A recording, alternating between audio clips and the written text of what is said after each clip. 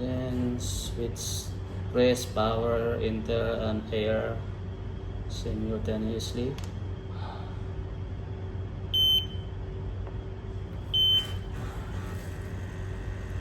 Sensor startup.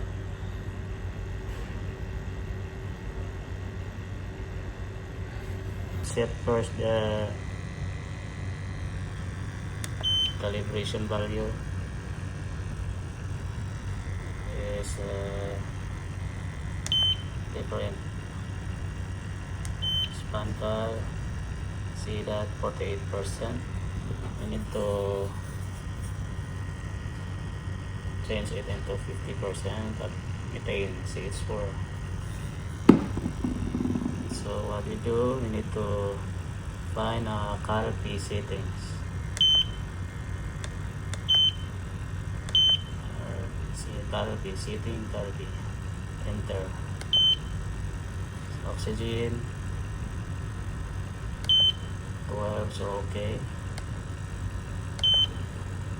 And next so is enter 25, okay. Next carbon monoxide, CO, carbon monoxide 50 ppm, 50, okay. Enter. And the next gas CH4. CH4 is 50%. Methane. So enter. 48. So need to add more. 49, 50, and enter. Now end. Okay. Scared, going back.